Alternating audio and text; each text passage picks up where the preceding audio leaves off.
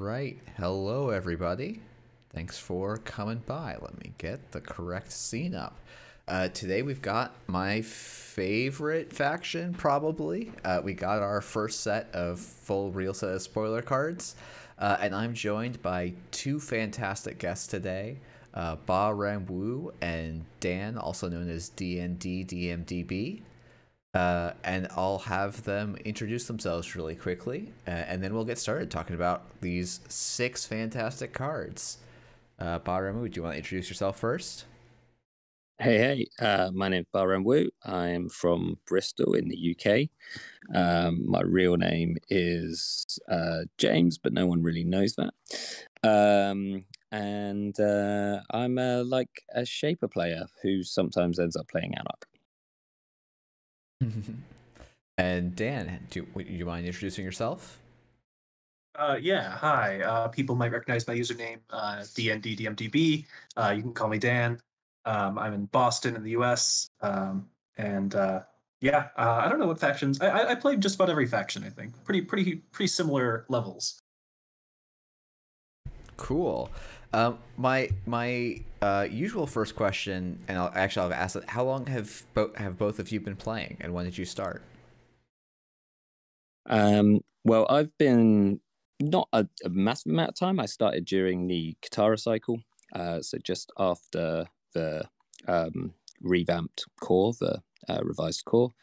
Got really into the game just before FFG cancelled it, and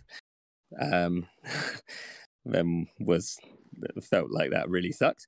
But have really enjoyed it ever since, and yeah, kind of did my was at UK Nats last weekend, and that was my first really big in-person tournament, and it absolutely rocked. Yeah, UK Nats looks like a great time, and maybe a little jealous I didn't to go on a flight across, but maybe I'll put that on my list for next year. Though I guess Worlds should be in Europe next year, so I'll probably already be doing one trip. I don't know that I can make two make a lot of sense. But I kind of want to ask, because now we're almost a full week into the spoiler season. How are you guys feeling about the? Oh wait, I'm sorry, Dan. I didn't let you answer the question. So first, why don't you tell me when did you start playing Netrunner, and then I'll hit my next question. That's okay. Yeah, I actually bought a core set back shortly after it first came out, and played some kitchen table games, and then just kind of put it in my closet, kind of forgot about it, and then 2018, it was actually just around the time of Magnum Opus, I think. I was like, oh yeah, Netrunner, that was a fun game. I'll look into that again, and I looked and I was like, oh well, it's canceled now. So that was interesting. But then I heard about no single games and everything, and so that's when I really got into it and sort of became full blown full force into the game. Uh, Very cool. And You guys were starting to talk about how you were feeling about spoiler season, so I might quickly just go and ask, like, what are your thoughts, both of your thoughts on spoiler season so far? Dan, you uh, go first. Okay, yeah, sure. So actually, I just want to say as an aside, I had a dream a couple weeks ago that someone from No Single Games told me that Parhelion was going to be bad, and that they were like, oh yeah, all the good stuff was in Midnight Sun, and we just put the filler in Parhelion, and that has turned out to not be true at all. With some really interesting, really powerful cards, and definitely I'm curious. I know. June, when she's talked about sort of design philosophy and stuff, sort of mentioned this idea of like sucker punches, like the players trading sucker punches basically, and really like these fierce fights. And I think that Parhelion really shows that sort of philosophy of things are really going to kick into high gear with some of the power that players are going to have access to, I think. Yeah, I'd agree with that. Like, we've got some sucker punches that have been delivered already, and like we're only kind of, well, probably not even halfway through scoops, I guess. Like, yeah, there's already a lot of very fun win cons which could be worked around, especially on the corp side, and we're starting to see some more stuff coming through from on the run side now as well, which again has given us some more than just the like, here's some value, we've got some, here's a haymaker you can throw. Yeah, I think with that, maybe we want to move. I don't think this card in and of itself is a win condition necessarily, but maybe we'll move to talking about the first card that was spoiled, which was Basilar Synthgland 2KVJ. It is a 1-2 install cybernetic hardware, and it says when you install this hardware, suffer 2 core damage. You get +1 click allotted for each of your turns, and it's 3 influence in Shaper. And the flavor text is it isn't as enjoyable as coffee, but the effects are magnitude stronger. Yeah, Damn, this this I think this is the first. You can correct me if I'm wrong, but this is the first cybernetics card to do 2 core damage. Is that right? I can't think of any. we had Yeah. 2 meat damage before, Okay, but yeah. not 2 core. What was the 2 meat damage card? Titanium ribs. Yeah. Okay. Yeah, this card is definitely. I mean, obviously, 2 core damage is a steep cost. But 1 click for each turn from then on. Also, I mean, can't be underestimated. I mean, clearly this has synergies with deep dive. I think is what people are going to is maybe the first thing that's going to come to mind. Is what you might want to use that extra click for. But honestly, just the extra value to be able to make runs and draw cards if you need to install things as Shaper loves to do. I'm curious. Byron, what do you think? I mean, this is like very much up my street in terms of the fact that I love hardware, and so this whole kind of set has been pretty fun for me, seeing all these like hardware things coming out. This is an interesting one because an extra click per turn is always ridiculously powerful, and any card which has done that has always had quite a steep payment to go with it. No one's playing Adams give you a click card a turn for a reason. This is most interesting that it comes out in the same set as something that does 4 meat damage. Is probably the scariest thing about it, I think, because like a kind of terrifying prospect having it puts you right in the danger zone. Yeah, so I think you're going to need to be thinking about either stone ships or increasing your hand size on top of this, or maybe something slightly spicier, which I can get to in a second. Yeah, just avoid, as just Rob is, or sorry, Shishu is calling out in the chat, just play no free lunch to avoid all the tags. Or you have an extra click now to remove tags. There you go. Yeah, I guess just don't take them on the corpse then. Yeah. Is this something that I was curious? Like, to me, this seems like something for I mean, obviously with all these cybernetics cards that are causing core damage. I mean, ESSA is sort of obviously a big sort of component, but you're going to have to import this if you want it. Is that something you might want in an Anarch deck? Because I mean, when I think of also having these extra clicks, I mean, I guess ESSA already has access to running hot, but this is something that's obviously a bit more constant.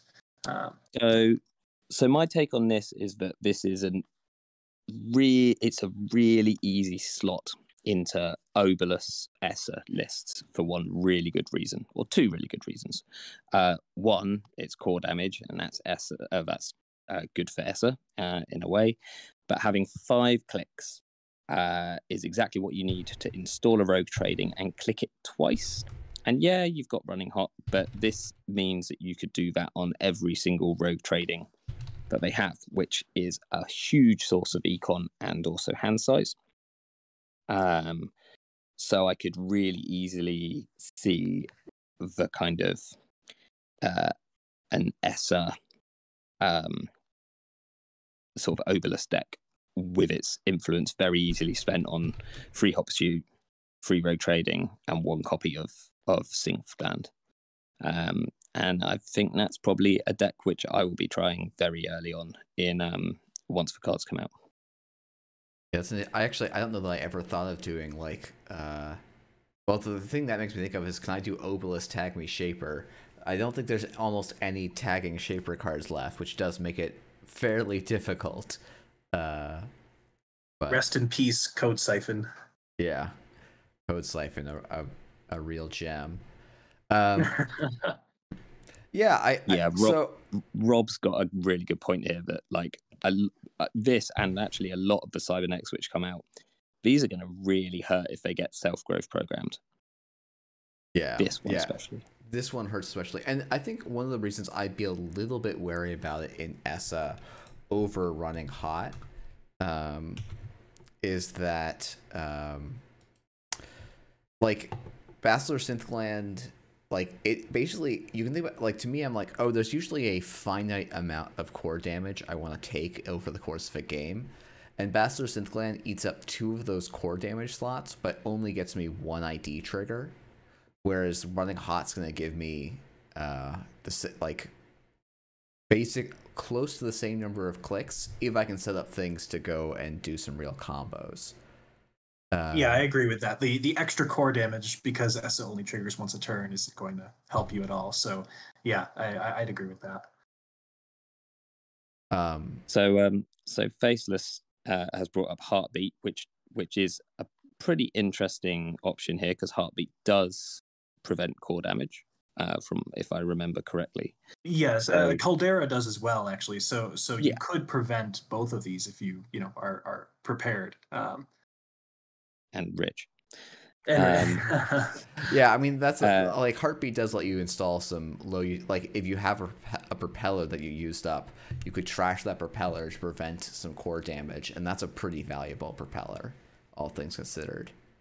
Well, here's the real spice of the matter, is that this is secretly an Apex card, and we've been getting loads of really cool Apex cards, and Apex is like going to be too strong and get banned. But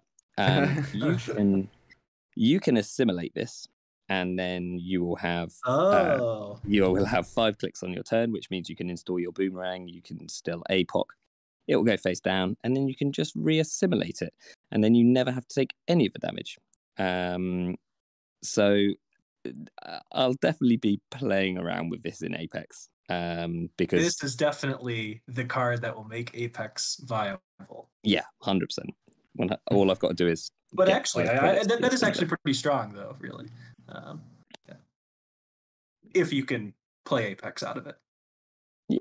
Well, it's an interesting kind of thing, but yeah, I'll be trying that.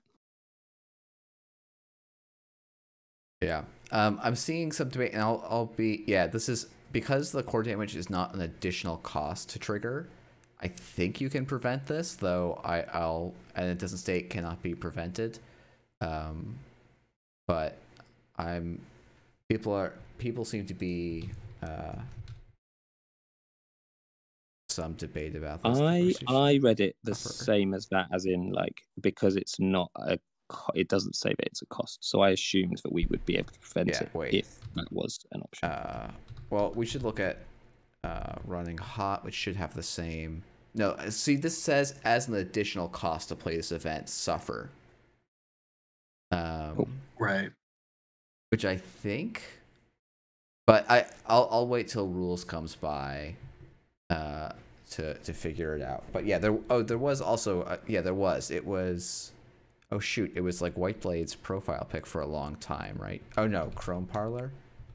Let's see. Yeah. Prevent all meat and core damage from installing cybernetics. So cool. Yeah, I think this card's got a lot of legs. I'll quickly say, like, we somehow managed to do this whole conversation without mentioning without mentioning deep dive. I said deep dive at the start, I think is what you want this for, but yeah, fair enough. I think the biggest thing when it comes to deep dive for me is that this is really big for startup shapers, because they now have an in-faction way of deep diving effectively, without having to like spend all of their influence on Swift and run events and things like that. So I think that's potentially where it's I think it's more relevant to like deep dive shapers in startup than it is in standard, although it will obviously be good for standard deep dive shapers as well. I guess one of the things I've found, at least when trying to play deep dive in standard at the moment, is like your option, like you generally like having that extra click seems like it would be really handy, but like playing DJ Fenris for Sable is just like pretty awkward because it's a pretty hefty install cost. Both DJ Fenris and Bachelor Synthland, DJ Fenris for Sable,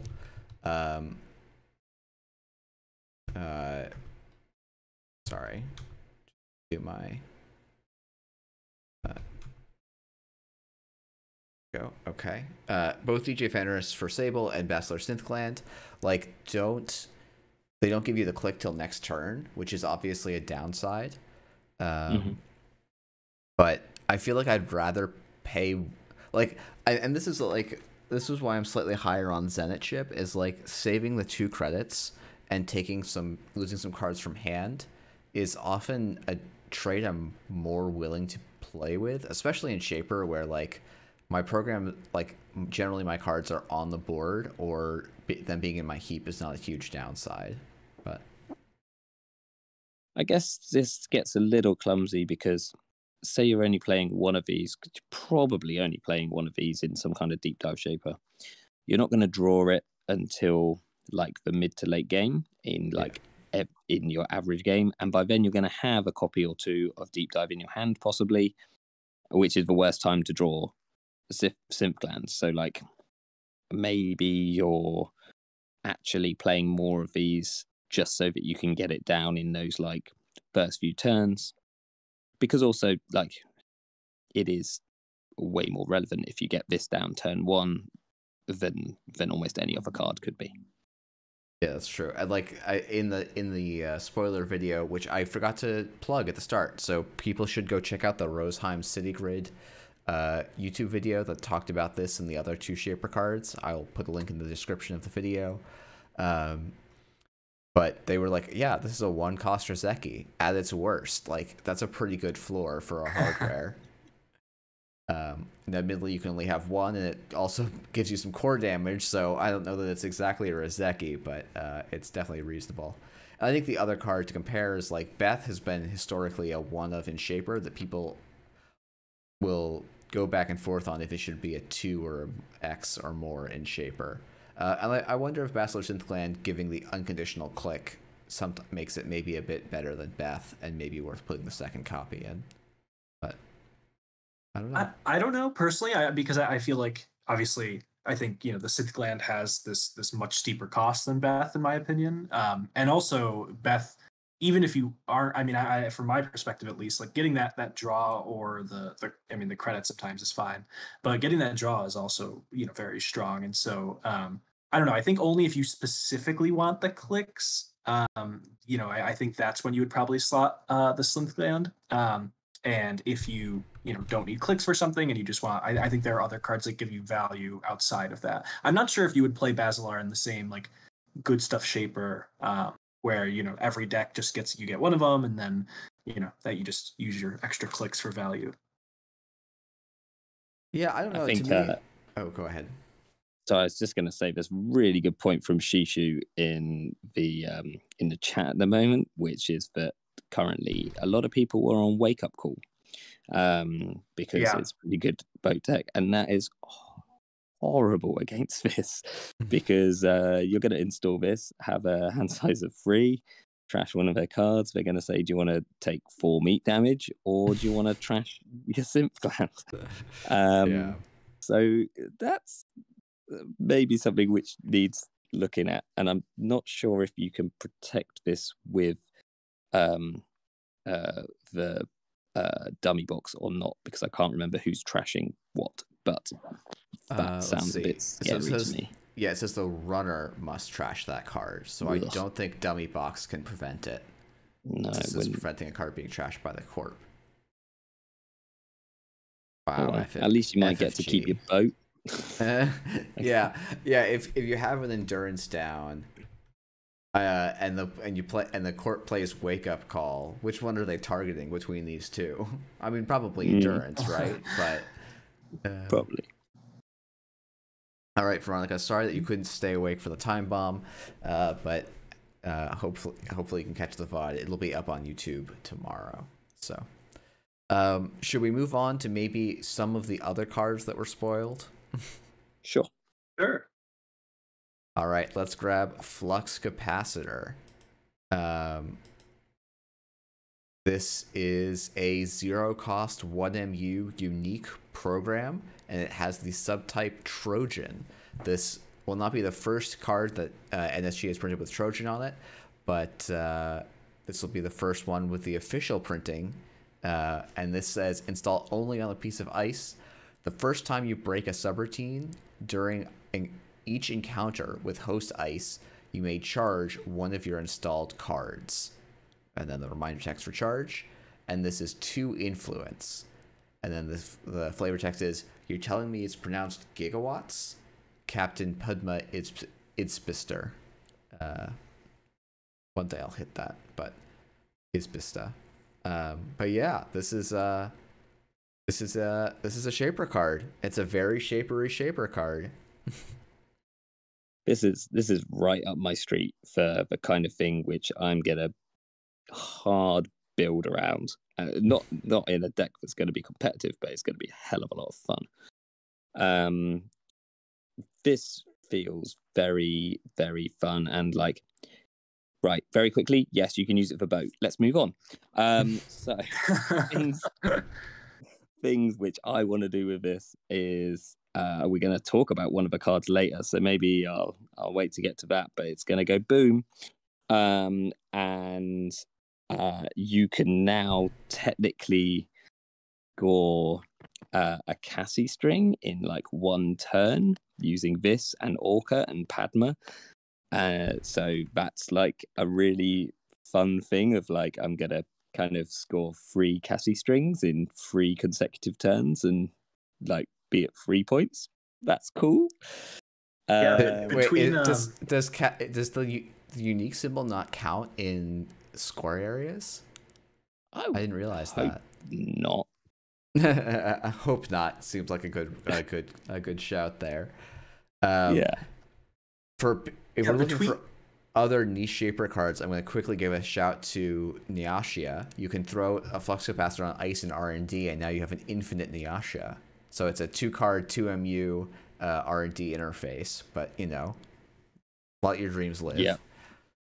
I mean, I was going to say so importantly, Flux Capacitor, it works it says each encounter, not like the first time each turn you encounter the ice. And so that combined with Padma, I mean, if you have, if you put this on, like you said with Nyasha, if you put this on an ice on R&D, you can get just 2 power counters for whatever you need every single time you make a run on R&D and break this ice. And that really, in my opinion, this sort of pushes, compared to say Dague, for example, which might give you a charge, I don't know, 4 or 5 times a game, maybe slightly more. Flux Capacitor, I feel like is just going to be outputting so many power counters. I guess true to its name, but yeah. Yeah, I also see. Yeah, I was also looking at the new criminal hardware, because a lot of that can be charged. So we've got Wake, which seems just really pretty good. We've got Poison Vial as well, which is another fun thing to charge, and could, with those cards, could even see like Flux Capacitor maybe get splashed into something like Criminal, because if you've got this on HQ with a Wake and you're playing, say, Steve or someone who likes to run HQ, which is pretty much all criminals, then you've got a lot of multi-access going on there. Yeah, I guess importantly, boat for the, I guess, there's kind of this conversation about how much is a power counter worth. For Earthrise Hotel, power counter is worth 2 cards. For the boat, it breaks 1 subroutine.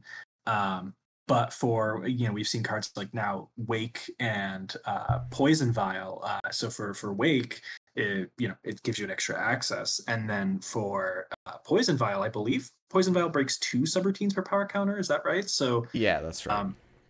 yeah, so that's an even better exchange rate than Boat in that way. If you just need an extra now, of course, there's some other caveats there, but it just in terms of pure value of how you're doing this, I think I could see this being played with some of these criminal cards now, definitely. Yeah, I think Wake I was really excited about for the kind of charge shaper, and I do think Flux Capacitor, if you want to build a full, like I think you couldn't really build a charge deck, so to speak. Like you built a good shaper deck that had endurance in it, but now like you have some options if you want to actually include cards that will charge meaningfully over the course of the game. Well, Flux Capacitor feels like a pretty important piece for that. So Yeah, I think I think the Flux Capacitor combined with some of the other cards that we've seen so far in Parhelion with charge counters, I think charge will be a much more significant mechanic than compared to perhaps Midnight Sun, where you have the endurance, which charges itself basically, and so they wound up being maybe perhaps less impactful than it could have been. But I think now with some of these extra cards, you'll have plenty of targets to sort of let your creativity run wild. I'm gonna quickly hit the pair of you with a question that is I'm just stealing straight from Essex McIntosh, which is that charge counters are usually worth about 2 credits. So does this and there's already a card Cubon up on the screen that has very similar text in some ways to Flux Capacitor and makes the 2 credits. So do we think that Flux Capacitor is doing something different enough to kind of boost its playability? So I think that's a pretty good question, because I'm a big fan of Cuban, and it's not really found the cut recently, even though it's actually pretty good in criminal. But I'd disagree that charge is sort of 2 credits. Maybe it was, but I think we've now started to see enough other options where you're potentially getting something which is much harder to define in a monetary value. It can, particularly because it's certain things which just can't be paid for normally. So there is draw options with a card we're about to talk about, but there's charging things like the time bomb, for instance, or you might be I feel like this has a better place than Cuban, because at the very worst, if you're putting this in your deck, then you haven't got a single charge target, you've got multiple charge targets. And I think at the very worst, you're going to have an option of where that goes, rather than it just being, this is going to get me 2 credits. Yeah, I think that's a good way to think about it, is like, hey, the kind of expected value of a charge was about 2 credits, but situationally it might go much higher. And so that means that suddenly this card could generate a lot more value. And it's not like Cubon was like a terrible card. It's just Shaper didn't have a lot of incentive to run a lot, which is where Cubon really shines. And so maybe, if as we see these cards that support running a bit more and make the costs a bit lower for Shaper, maybe this will start to fill some roles. Yeah, I think one way to think about it is that perhaps in a worst case scenario, charge is worth 2 credits, but can be worth more, and so it's kind of a charge counter, a power counter is always at least as good as Cuban. All right, well, let's move on to the next card that Potter will allude to briefly, and this is Dr. Nuka Vrolik. This is 1 to install, resource connection, and then when you install this resource, load 2 power counters onto it. When it is empty, trash it, and then click posted power counter, draw 3 cards. And then the flavor, this is 2 influence. And then flavor text, there's another world under the waves, vanishing as we speak. I want to map it before it's gone.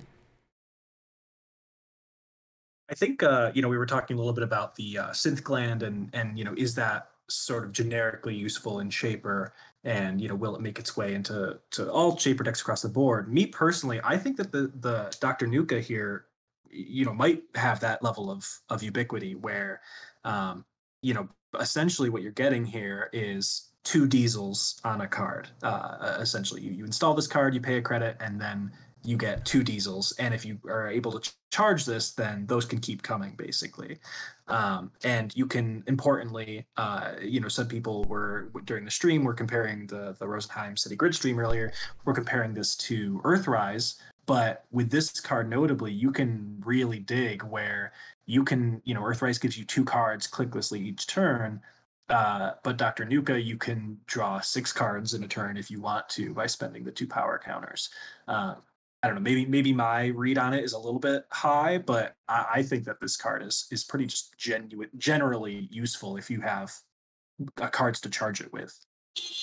Yeah, I'd agree, and I would be interested to see if just most decks which play Diesel, probably with the exception of Anicam decks, just switch to 3 of these over 3 Diesels. It is slightly slower because so you've got 3 clicks, you're getting 6 cards, but there's some real big advantages of it, and especially over something like Earthrise, which in the current meta I'd never want to install an Earthrise because I'm probably going to lose it before I draw any cards off it. Whereas this, if I lose this, I've probably already clicked it once. I've already got some of my value from it, and it cost me 1, which just feels great. Yeah, the 1 install cost is such an improvement over Earthrise. And as a real big bonus, a deck which actually absolutely loves this is Reaver Shop Woo, because when as opposed to Diesel, which would draw you 3 cards, this will draw you 3 cards, and then the next turn when you click it, it's going to draw you 4, assuming you haven't ace up something because you trash it. So I can see all kind of Reaver Shop Woo decks, if they're on Diesel, switch into 3 of these immediately. Yeah, and then also if you let's say you install it, click it once, and you find all the cards you need, you can just then Aesops it away as well and make back. Absolutely. Basically capture most of that value. There's always money in the pawn shop, Yeah, I mean it's definitely a bit of a meme to be like, oh, we need to evaluate if you can sell every single Shaper card to Aesop's pawn shop, but at the same time. I mean, I think that I think Shishu in the chat here brings up a good point as well, where you can, play this, click it once, and then, you can kind of leave this card alone for a while. When you get this incidental charge value, like obviously you can use it if you really desperately need it, but the fact that it can just sit there, you can charge it when you earn some charges through either, dig or whatever else, or flux capacitor, and then it can pay off when you need it to, kind of thing. We've also got basically I feel like almost every card I've seen so far is really good in as, and this feels really good in as. He installs it for 0, and that's a lot of draw for criminals. So that's something which I seem to have noticed, and I feel like they're really pushing as a potential leading kind of crim. Whether that will be the case, I don't know. He might have enough stuff now to different as, other as, blue as, that one. There we go. But yeah, and we have a new green connection that is unique, and and that means that we've got a cafe on the brew. Yeah, this is I think kind of what stuck out to me when I first saw it is like a 1-cost unique Shaper connection. Finally, Polly's Cafe. I mean, I think Polly's Cafe, so 2 things. One, maybe it's I think a little bit weak, but really it has suffered by, I think most unique connections in the pool that are really worth playing are not in Shaper, and I think this is something that is at least until Flashpoint rotates, you can have Dr. Nuka and you can have Beth now, and you can I think this sort of can get you towards a critical mass where I'm really curious if a Polly's Cafe deck could work. So Hey, Yeah, maybe you I, can even justify Psych Mike with all this extra R&D pressure you can get out of the Shaper these days. I don't know. unironically, that might be true, actually, yes, because I think Psych Mike has always sort of been a little bit undercosted, but now if you have charge going on and you have the wake implant, like that, maybe there's something there. I could see it. All right. Well, I think maybe just for the sake of time, we're going to keep going a little bit. As much as I'd love to talk about Shaper cards forever, but we should move on to this card. This was spoiled, I think, by Dan B at PAX Unplugged. It actually might have been yesterday, and I didn't grab it for the stream. But I think today was when most people were talking about it. So this is a 1-cost unique hardware called Time Bomb. It has the weapon subtype. I know some people will be like, wait, but FFG had a bomb subtype. I think the official word is it's getting retired because it wasn't used, and weapon bombs are basically a subset of weapons. So it's not totally bad or ridiculous. But let's go to the actual text of the card, which is install only if you made a successful run on a central server this turn. When you install this hardware, place 1 power counter on it.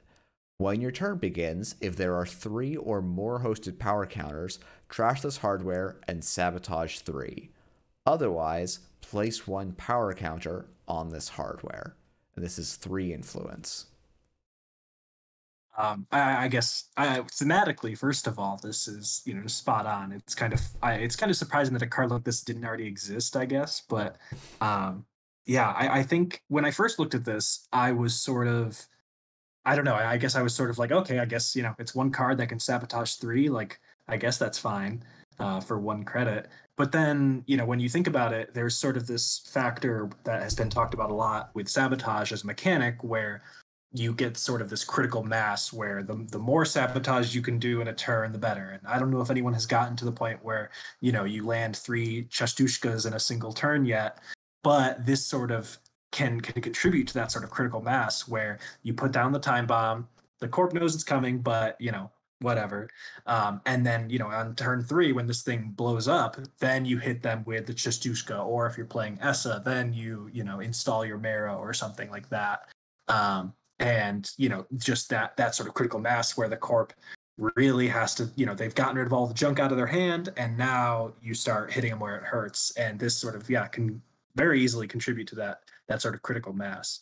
I don't know, Baramu, what do you think? So 100%. Firstly, Essa is just one of the things that I'm most looking forward to playing with once all the cards are out and released. I think she was fun already, but didn't quite have the power in standard, and I'm really interested to see where she goes because she's got a lot of new tools, and sabotage could be a thing. It's a really good way of kind of putting a lot of pressure on the corp and forcing them to play to your game rather than do their own. So I'm really looking forward to sticking some of these in an Essa deck and seeing what happens. But to bring it back to Shaper, I think the jank side of me is going to be sticking 3 of these in a Padma deck with 3 copies of Reclaim and the Gigawatt thing, and I'm going to be trying to explode these on the turn I put them down or the turn after, and just mill that way. I'm curious, I guess. Do you? I don't know. Do you think that's not to? I don't want to discourage anyone from playing jank, but do you think that's worth it? I guess because I guess 3 cards now. Like, is that element of surprise where you play the time bomb and then it blows up immediately? Do you think that's worth it? I guess. Whereas just like, oh, it's gonna, I don't have to spend any other resources. It'll blow up 2 turns from now, and that's fine. Worth it for winning like competitions? No. Worth it for me having a hell of a good time? Yeah. Worth it to see the time bombs blow up. Yeah. yeah. I wanna like get 9 of these off in one game and just kind of see what happens. Like it's more about unlocking achievements than anything It's about else. sending a message. Yeah, exactly. You thought you had time for this time bomb? No. Also, it means I get to sing Rancid songs whenever I like play a tournament, and I've got this in my deck, which makes me feel really good. I'm curious. Do you guys think that this is worth playing? Like, I mentioned, obviously, I think it goes with sabotage and other sabotage cards, but is this worth playing at all? I mean, I guess we've seen it sort of same thing with Chastushka. It's sort of not on its own. You really want that critical mass of sabotage. I don't know if anyone else, if you guys think that this is something that any Anarch can play, or really only if you're going all the way with it. I mean, if you think about this as a 1-cost access 3 cards in 2 turns, that's pretty solid, I think. Or is it? I guess it's 3 turns, right? Install this, gets a counter. Yeah, 3 turns. Next turn, it's a counter. Next turn, it's got the 3. Turn after that, it goes and triggers. Oh, you're right. I actually didn't realize it either gets a counter or triggers. Gotcha. Yeah. So. But still. Yeah, like if you're already making successful runs and you have a deck slot where you're like, hey, 3 extra cards is like half an agenda point, and it helps me get like that's not nothing for a single card. Like that's some nice little efficiency, for sure. I think it can also potentially kind of it potentially puts a bit of that kind of clock of panic. It won't be a huge panic because it's like, oh, it's only 3 cards, but it's like you could lose off 3 cards. So it might just force the corp to be like, okay, right, well, maybe I don't put my Spin Doctor out right now, or maybe I, think about like, am I going to actually consider like icing up archives if they're not showing any kind of breakers yet or something like that. And I mean, I think a really good player probably won't react too much to it, but you're kind of giving the corp an opportunity to kind of misplay, which is always a good thing. And yeah, if you can then stack on that turn with like some other forms of sabotage, that's when it's going to be actually powerful. I don't think Good Stuff Anarch slots any of these as a cheeky weapon, but I think if you've got other things going on, you do. Yeah, I think that's very well put. Yeah, I don't know. It definitely seems like this goes really nicely in a sabotage list, and I think those I think there's going to be ESA lists now that can run Time Bomb and like get some extra value off of like a Zenit ship. And sort of just like, oh cool, I get to run, draw a card, and then Sabo 3 in a future turn is pretty solid. And I do think though, like, oh yeah, if this makes my opponent play with their Spin Doctors a little less optimally, like makes them hold them in hand for an extra turn or 2, that's actually some decent amount of change that this card's added to the board. So it's not nothing. Yeah, I do think that the low install cost, I think, is really attractive as far as, it's just sort of like, oh yeah, I'll just throw this down and it's just some extra pressure that I can add for very minimal investment. It also plays slightly with Stargate, as in like if you put this down when you're like about ready to start stargating, then there's going to be that turn where you're going to get a whole load of new cards if they trash stuff off R&D, and so there's a little there's a bit of a combo there which could make Stargate slightly more effective around the turn that is going to be trashed. I usually think of Stargate and Sabotage as a bit of a nombo because it often tells the corporation that they're free to trash some cards.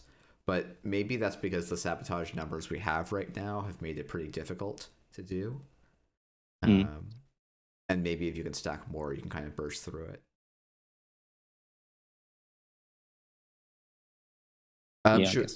Let's move on to the next card, which is Tremolo.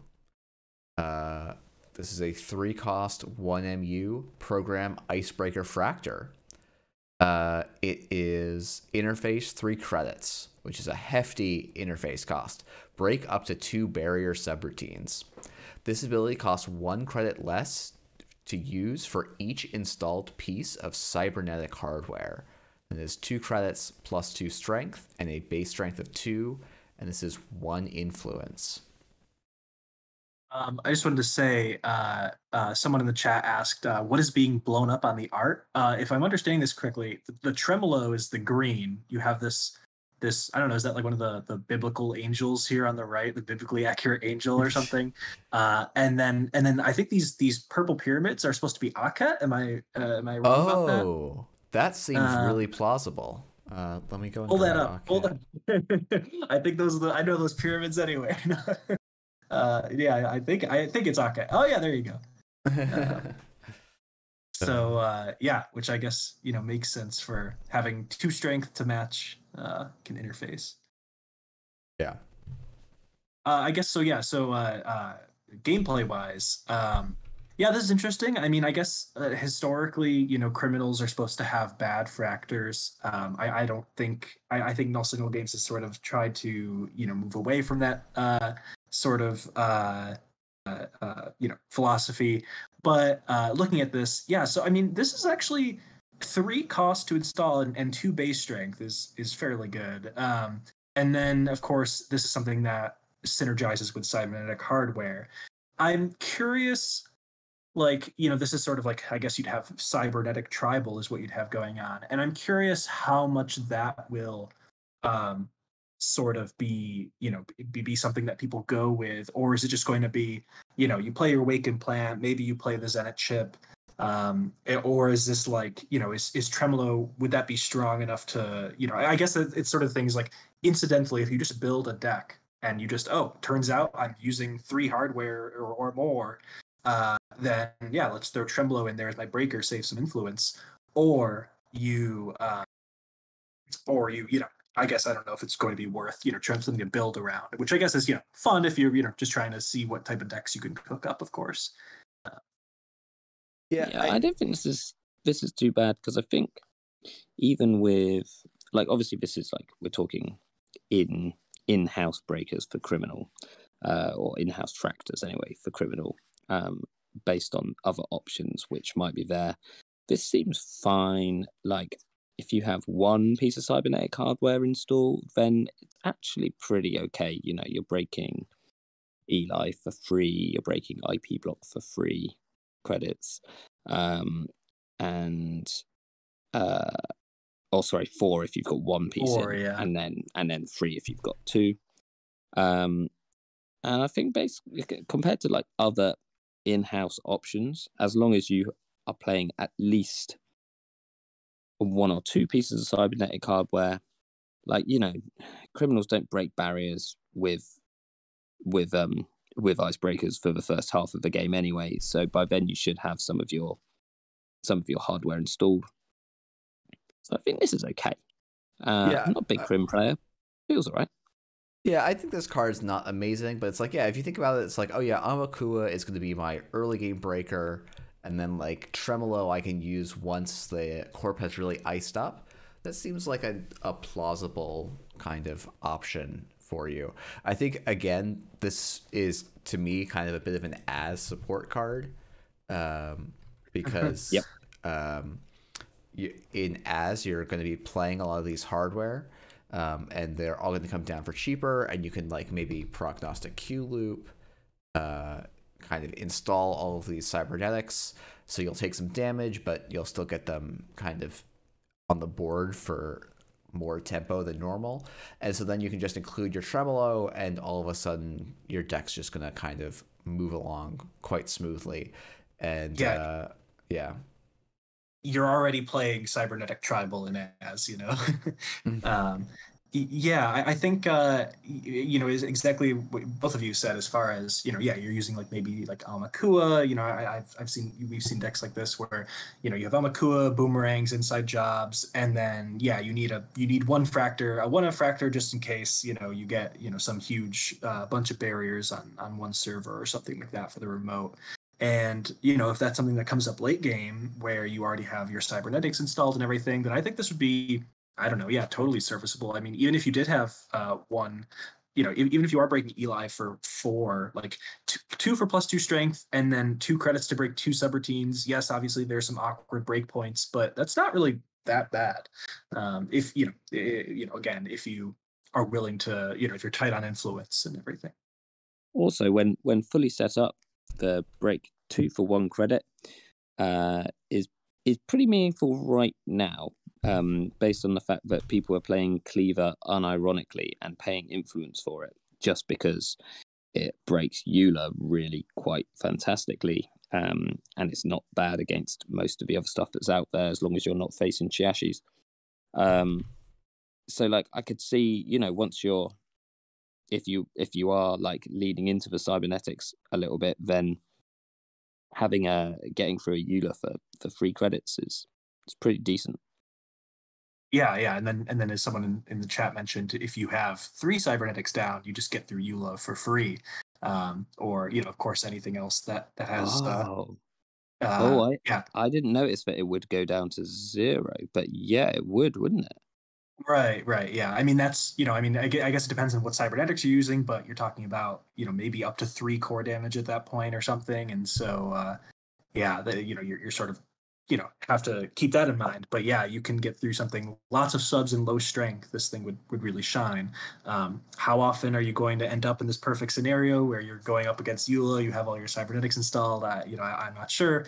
But yeah, that is a pretty good use case scenario. I mean, I I don't will. know if you'd ever.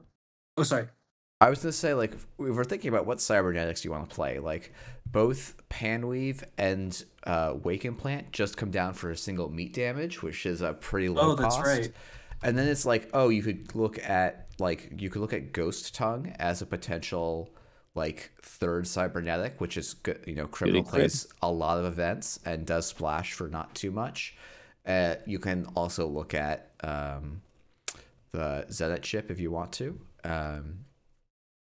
But yeah, I don't know. It's Yeah, you've that's true. It does seem actually fairly viable. I think it'll come down to, of course, slots, if you know, if it's worth all yeah. those, and then also that's again something that you're going to get late game. But yeah, and I guess people in the chat were saying like, I don't know if you'd ever really, you know, I mean, maybe you'd. I mean, certainly with paperclip being an option, I don't think you'd ever play this outside of criminal. Maybe, you know, maybe in startup or something. With ESSA. Maybe you could import this. It's just one influence. But yeah, not sure. There's a chance that you play this in Shaper if you're because a lot of the cybernetic hardware is good with charge, or some of it is anyway. Right.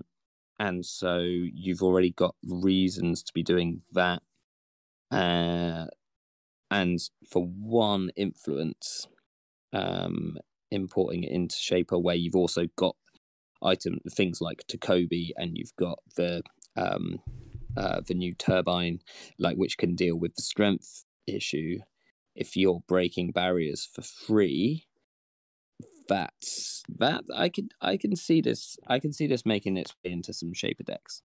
Yeah, that's a good point. And I will say, just from a design perspective, I kind of appreciate this card because obviously icebreakers occupy this sort of awkward space where once you have like, oh, this is the best icebreaker, you know, this is the best fractor, this is the best decoder, that's what everyone uses, kind of thing. Whereas this, you know, you have a very different sort of yardstick that you're measuring by, because it's like, okay, well, this is fine if you know, have maybe one or so cybernetics, but if you can consistently get them down to you know, get it down to cost 0 to break, then you really, you know, have a whole different sort of conversation going. Just Andre's comment here has just sparked my memory. I'm going to go back a tiny bit, but just very quickly, to the fact that with the click gaining hardware, I can't remember what it's called now. Yeah, Bachelor Synth Gland. Yeah, there is a slight chance that we could start playing Begabot in Shaper, because all of a sudden we've got like a 5 strength, 1 for every, like, so if you've got this and Synth Clan down, then Bergamot's 5 strength and is 1 for any subroutines, and it's quite easy to then get to the strength of any ice in standard using a few shaper tricks. Yeah, you have both the Takobi and then also Palangi, Egret. Yeah, a lot of painting. There's some cool stuff that I will definitely be trying to do here. I'll probably die to 4 meat damage very quickly. But honestly, I think you bring up a very good point. I think, we were talking about a lot of cybernetics, the past couple of days and everything. And I wonder how, I think, I guess you could probably look at the JNet stats and see, but I'm guessing there's going to be games are just going to be a lot more volatile, I feel like, because I feel like the average runner now is going to have, 4 or 3 hand size at any given time.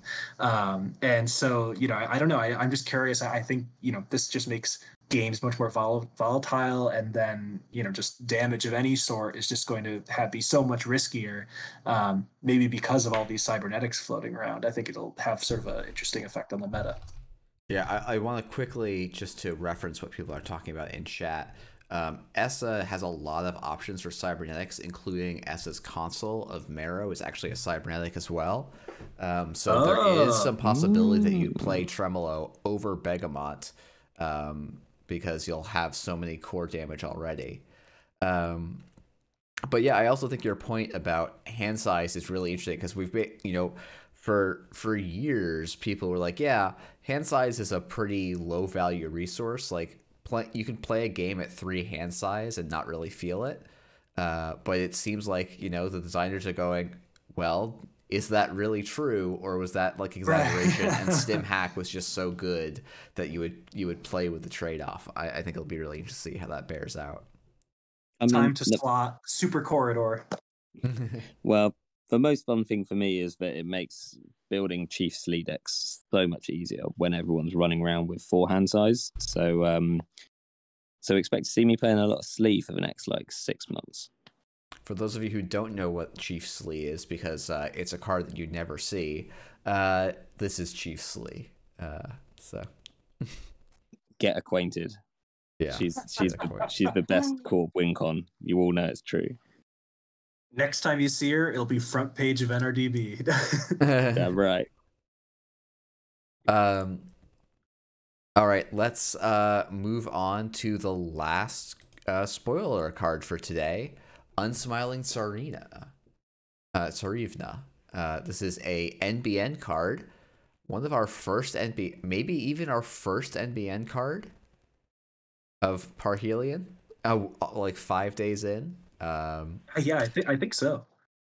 This is a Sentry AP, 2 strength, and it says, when you resist ice during a run against this server, you may have the runner gain 2 credits. If you do, during each encounter with this ice, for the remainder of that run, the runner cannot break more than 1 of its printed subroutines.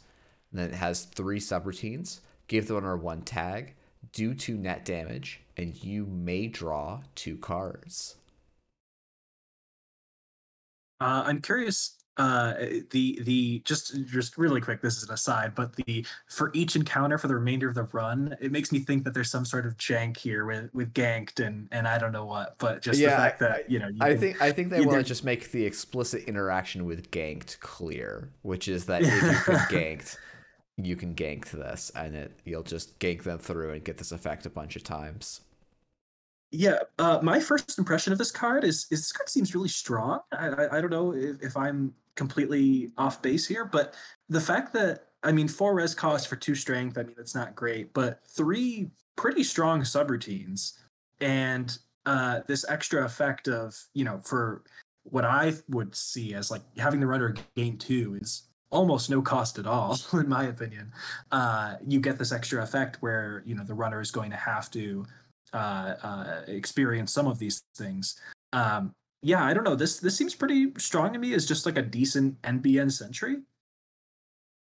It's interesting. It's giving the runner money, which as an NBN, if I'm ever playing NBN, I don't want to be giving them money. It's like congratulations does not see any play for really good reasons.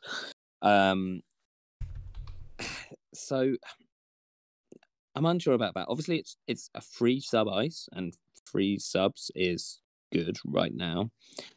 Whether they just let you draw 2 cards, like they break 2 and they let you draw 2 cards on a normal run.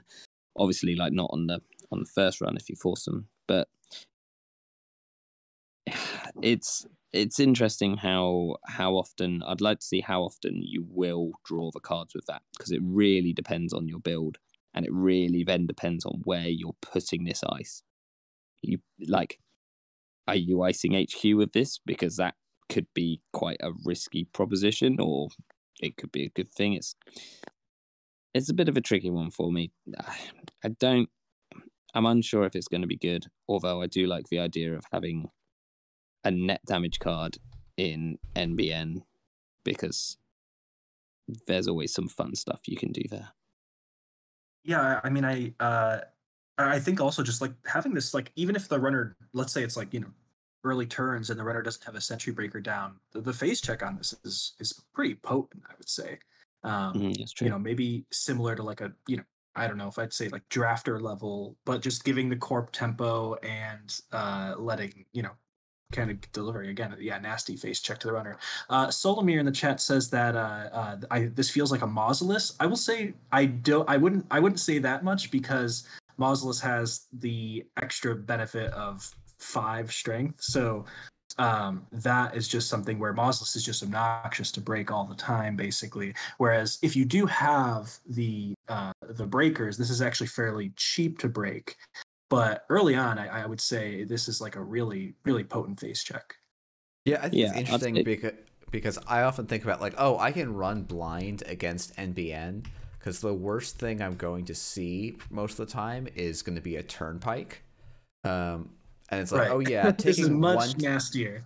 Taking 1 tag and losing 1 credit's not a huge deal, but like taking a tag, taking 2 net, and the corp getting 2 credits, that seems like a significantly worse hit for only 2 more credits. So I don't know. Or drawing 2 cards, the corp gets. Yes.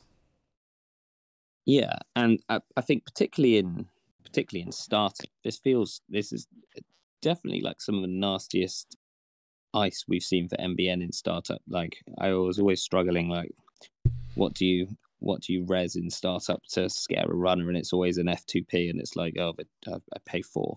Okay, fine. Whereas this feels a lot more significant, and I think it feels a bit more like an ice which you're going to be rushing kind of behind. You want to force them into this before they can find their breaker. You want to force them into this when you want to be drawing cards to find your stuff. So definitely feels like a sort of early game threat. I think we'll see it in startup a fair amount. Standard, I'm less sure. Yeah, I think Andre is right to call this out in kind of asset style NBN decks where that card draw is super valuable. Because like, I think if you think about this in like the UK Nats version of Reality Plus, where it's just like install Draco in the remote and then just kind of sit there, do nothing, and hope that the corp or the runner runs out of resources before you do. Like, this card doesn't make sense because a lot of the time you don't want to draw any cards. But if we're playing a more forward tempo NBN deck that's trying to like aggressively push assets on the board, or honestly even a lot of historical CTM lists, like, this starts looking pretty reasonable, because getting that extra card draw is quite valuable. Yeah, I think. Oh, I'm sorry. Go ahead. I guess this is also like a really classic don't run last click type card. Yes, I was actually about to say that. Because especially in an R+ deck that's playing end of the line, which may or may not have a Drago in the remote. Like, I mean, if you run into this last click, then I think you've just lost. So it's going to be one of those kind of it's probably going to teach some net runners some very good running etiquette of when you should and shouldn't run. Yeah, I agree in that. Let's say you have your Sentry Breaker down. Let's say you have MK Ultra, and you run last click, and this gets rezzed on you, and the corp throws 2 credits your way, then I guess in that case, let's say you don't want to float a tag, so you have to take 2 net damage, and then the corp gets to draw 2 cards, and that seems like a pretty decent swing in my opinion. And then of course this stays around to be a little bit taxing later on. Yeah, I guess it fits again into the what I quite like, which is the Nisei style of ice, where it's not an immediate res. You're like, is this the right time to res this ice? Yeah. Is there a better time? Can I just leave this one for now, and then we'll find a better time to do it? I agree completely. And also someone in the chat says, Shishu says, this is only 2 influence, and you could put this somewhere else, like in Wayland or in PE, where these subroutines are pretty good. I think also in other Jinteki where you're both doing net damage and you can draw cards that you can use to fuel the the number of different Jinteki cards that we've seen that require you to trash something from HQ. It might be interesting. I could also see this in Fool.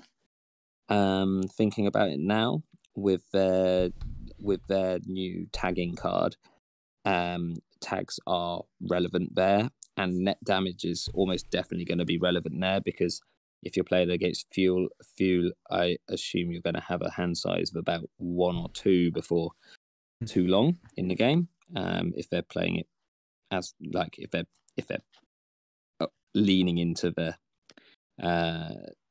ID strong enough, so there's an option there. And also you kind of don't want to be.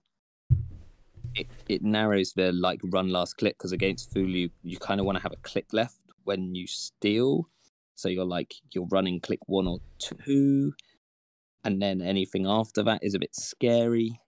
So I could see it pretty well in there. Works really well in custom biotics with your with your other NVN and hypoxia, your tagging cards. Get that all going. I like it. All right. Yeah, but interestingly, I almost see this more outside of NBM than in it, but we'll see what actually happens. Yeah, that's interesting. I don't know that I would have pegged this as an outside of NBN card, because I feel like the runner can generally more safely float a tag, but maybe that's changing with the new set of cards we're seeing. So I think this is a good NBN card, but I could also see it elsewhere. Yeah, maybe it's just a good card. All right. Well, I think it's probably time for us to start wrapping up. I want to give both of you an opportunity for any closing thoughts on the day's spoilers, though. I mean, I'm pretty pumped for these. It's Shaper stuff, which is down with me, and last time I was on daily casts, I got to talk about endurance, and I said, well, it's probably all right, but I don't think anyone's going to be able to afford it. So you can listen to all of my advice here and completely ignore it, because I'm probably wrong. But I think they've been fun. I think it's real fun stuff today, and things which don't necessarily sit into a particular deck, which is what's most interesting about it. They're very kind of multi-purpose. Are these going to get splashed? Are they going to end up in faction type things? Yeah, I will say I think that's sort of the thing that stands out to me. I think between the criminal stuff from the other day and then the Shaper stuff today is just how many of these cards really stick out. It's like, oh, you don't have to play this in faction. You can, we can put this in other places and see what sticks and see what's good. So I'd say that's really exciting about the cards from today. And then also I think just sort of really hammering home, I think this idea of the volatility of the upcoming meta, where runners will just be flatlined out of nowhere from a variety of different sources, sometimes self-inflicted even, and so yeah, I think it'll be really exciting. People are going to be dying from snares. Yeah, you heard it here first.